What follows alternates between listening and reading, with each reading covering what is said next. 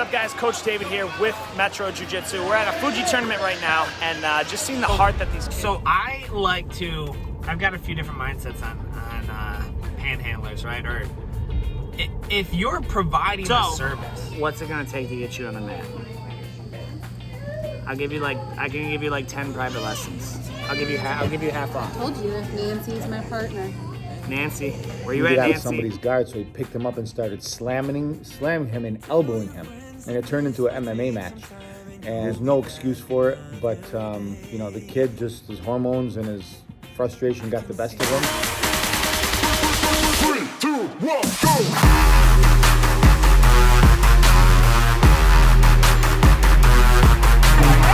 Hey, what's your name? Willow, you just won your match. How'd it feel?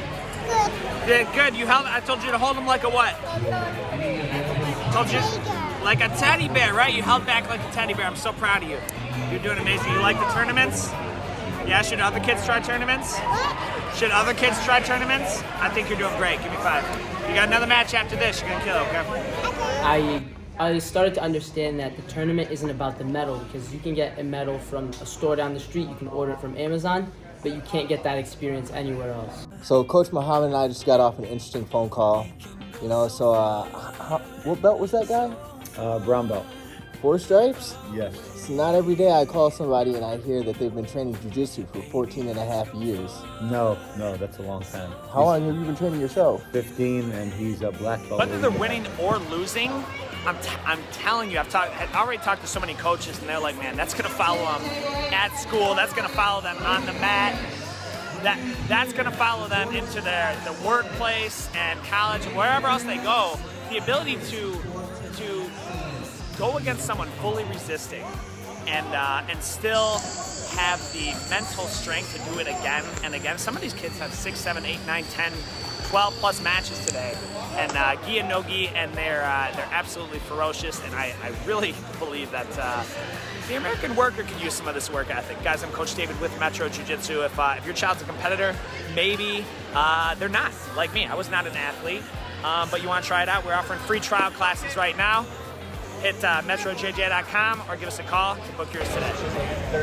Hey, how's the tournament going so far? It's going good. The team did very well. The kids did. Yeah, the kids, I've seen several. I saw several kids like weep, not necessarily ours, but like crying, weeping, like, but still doing the match. Like, I saw this one kid in particular. I'm pretty sure he was up. He was just crying and like trying to get the takedown at the same time. It was crazy. Yeah, it's kind of wild. I don't fight till I'm guessing 6:30. Yeah, we could have been out of here on our way to Chick-fil-A right now. But apparently once you earn your purple belt, they say get to the back of the line, hippies, and they make you wait till the end of the day.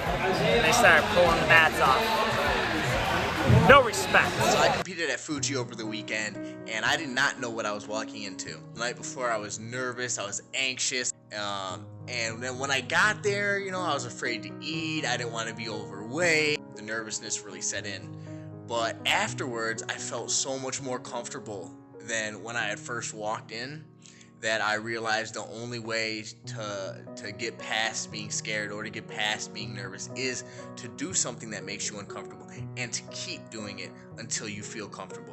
That's why I'm going to compete in grappling industries. I plan on competing at the next Fuji in Lansing, and I plan on just to keep doing it until I get better, because that's the only way you can get better at something is to practice. All right, so it is it's 10:30. Just got back from Fuji tournaments. So I left at around 6:30 this morning. What is it? Eventually. 16-hour day. I got paid exactly $0 to go out and coach today, plus whatever the expense to do so is. And this goes to, we're just, Christian, you can even tie this back into last week. Like, it's not for the money. Like, you can't do things for like this for the money. And so, like, these are things that people don't see a lot when they're like, oh, I want to open a school, I want to do this. I think a lot of people have in their mind that they're just going to be able to show up and, like, they're just going to be able to show up and teach jiu-jitsu classes. And I got to leave that they're gonna be able to show up and teach jiu-jitsu classes and just make money and then go home and then maybe train and then like buy acai and that'll be it. And it's not how it is. Like while I was at the tournament, I had to take summer camp calls and I had to step out to handle enrollment and set some appointments and like so there's all these other things live, you know, like go live from the tournament. So there's these things that people don't see.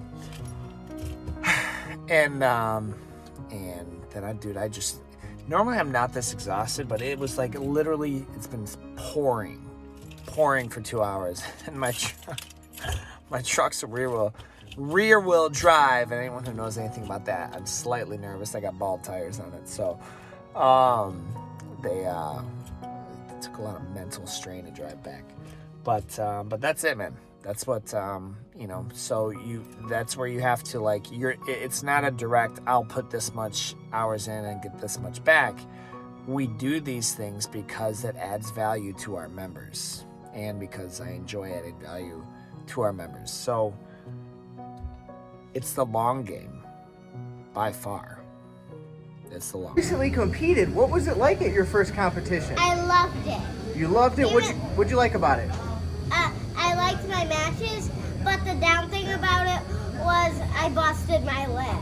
Yeah, I remember seeing that. Was it okay that you bled though? Yeah. Yeah? Did you win your match? Yes. I got 2 golds. Oh, that's awesome. Give me a fist bump. Hey guys, Coach Muhammad here, Metro Jiu-Jitsu. I'm here with Mr. Liam, and Liam competed in this first Jiu-Jitsu tournament. Yep. First Jiu-Jitsu tournament, and what did you pick up? I picked up a first place gold medal.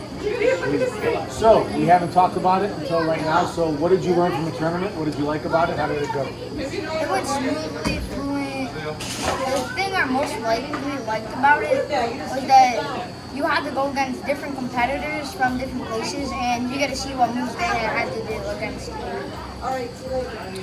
What moves were you planning on doing, and did they work? I was planning doing a double leg work, and I got a guillotine my first match from Coast Guard, and got a submission win. And then my second match, I forgot what it was, but it did work out, and I ended up winning. Okay, how many matches did you have? I only had 2 matches. You won them both? Yep. Fantastic. So, are you excited to go to another tournament? Yeah, I'm definitely signing up for another one. Okay, what's your next move going to be that you want to land in the tournament? Next move that I want to land, either an armbar or omoplata if they allow it. Okay. We're going to look for that armbar omoplata. So Coach Muhammad and I just got off an interesting phone call. You know, so what belt was that guy? Brown belt.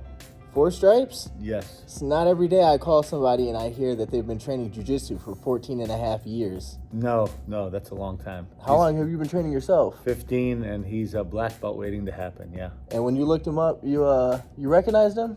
I did. I actually looked him up, and jiu-jitsu gets to be a small community, and we actually competed at the same venue before. She actually competed against one of our athletes a while back, so yeah, it's a small world. We both have run into each other a couple times.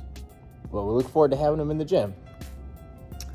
So like I was saying, that we've competed in the same venue and against each other, and you're probably going back a few years, and you remember the first impression everybody gives you, right? And we competed against this brown belt, and it happens years later, this brown belt might be looking for a gym because his wife had a baby, and they're moving, literally right across the street from the gym. So it might be an option for them to move over so they don't have to make the long drive. They have a 6-week-old baby. So anyway, everybody leaves an impression on somebody, and the impression that they left us, it was definitely good enough to where I would recognize them again, and I don't remember anything bad about them. I don't remember that they as far as them competing before or after. Obviously, in jiu-jitsu, as you're moving up in the ranks, there's less of every color. So when you start to see purples, browns, and blacks, they stick out a lot more, and they're easier to spot and they're easier to watch. And like I said, the impression that they left on us, if they were to move over to our gym, we would definitely welcome them. And that's all because of the impression that they left on us. And that's one of the great things about jiu-jitsu is it does magnify who you are. If you have good inside, it's going to bring a whole lot of good on you. And if you got bad inside, it's going to bring a lot of ugliness where everybody could see. But they had some good in them, and like I said, they were friendly, and nothing really bad stuck out to them. And if I had to welcome them in my gym based on a very short time that I met them, literally minutes, I'd say, you guys are welcome to become members. So that's kind of how the call went, and you never know when that first impression is going to be important. It's going to catch back up to you, and you're going to need it to find another home, a job, or plug into a network. It's just another one of the ways why how you act at a tournament really matters, right? It totally does. It totally does. Your tournament attitude and your tournament behavior can always follow you. There was a last tournament, one of our teenagers was in a competition, in a match, and the opponent couldn't get out, and he got really, really frustrated, right? And so he had a outburst, like a really bad outburst. And if you know anything about teenagers, they have like outbursts, their hormones are raging. I think the kids were like 15 and 16 years old, and he couldn't get out of somebody's guard, so he picked him up and started slamming him and elbowing him, and it turned into an MMA match. And the kid was disqualified, thrown out of the venue, and said he couldn't compete in there again. And as a coach of many children and teenagers, I understand what happened. There's no excuse for it, but the kid, just his hormones and his frustration got the best of him. There's no excuse for it, but the point is that moment is going to follow that kid for the rest of his life anytime anybody ever sees him. I'm sure he'll make a turnaround, and if he sticks with jiu-jitsu, I'm sure that he'll work out the kinks of managing his emotions better than he did at the tournament. But yeah, what your behavior always follows you at a tournament. So whether it be something on extreme like that side, or just a hello, hi, or bye, or just how you're acting around people, it always follows you. Confident that it wasn't actually Johnny Depp that we saw in Vegas. Like, he was dressed in Jack Sparrow. Yeah. And not only that, he was in, what do they call it, in character? Man, like, and he sounded like him, he walked like him. His outfit. It was like, yeah, it was him. Like I'm saying, I actually think it was Johnny Depp. And so that guy, he had speakers out there, he had him recording, he was playing some type of he was providing some type of service. Now, if you're gonna hate on that and say that it takes away the culture, or takes away it gives you an appearance of what you don't want. I mean, I don't know. He's working for his money. Working for his money. Yeah, I agree. Like that's a lot different than his sign may not have been true. I don't even know what his sign said, but that's a lot different than oh well, I'm just gonna wait and for somebody to come help me. He's out hustling. I respect that hustle. This also reminds me of David. We have a lot of hustlers in the gym, but David is literally every time you see him, he's doing something. He helped me. Abu. Most people know him as Abu. Abu. Yeah, I had him over because I literally raised that kid. He came over from Lebanon, and then that week I started teaching him at youth group. But they since he was 7. But so I was like, hey man, come help me with this project at my house, and I'll feed you. And he said okay. And so he helped me with just slicing pavers real quick, and he'd never seen it before. And I was like, see, I kind of just paid him. Did we pay him for the patio or the fire pit? Man, I've done so much for that kid. I could have not paid him, and we'd have still been square. I've done so much for him over the years, but he's also helped me out a lot. But anyway, so I was like, see, now you can offer this as a service to your lawn care. Halfway kidding. He called me last week. He's like, hey man, so I got a paver job, and how exactly do you do it again? Like with the, what do you put underneath? And I was like, this kid's just got his own paver job? Like, how much did he make for the day? I feel like he made $500 onto, like took home $500. So he's 20, like 21, hustling, doing his own thing, like $500, and I don't think it took him, I don't even think it took him 8 hours, yeah. So there you go. There you go. Like, that's, like, the excuse of there's no jobs, nobody's hiring, it's just that, man. It's an excuse. Like, you'll find a way. You'll provide a service, add value to the marketplace, and they will reward that. What type of difference have you seen in me in jiu-jitsu personally? And be spared, be nice. Somewhere she's like pulling up pictures of me with blonde tips. Coach Christian popped that pic right here. So, because we got married shortly, like 4 months after I started training, right? Let's talk about that body for a second. You know how much I weighed when we got married? 240. Okay, I wasn't that heavy. I got up to 240 after we got married, but yeah, I was probably 230. I'm 190 now. Because 10 pounds is a huge, okay, it is a huge. It's a weight bracket. So what do you do then? What am I what? What do you do here? What don't I do here? What do 3, 2, 1, go!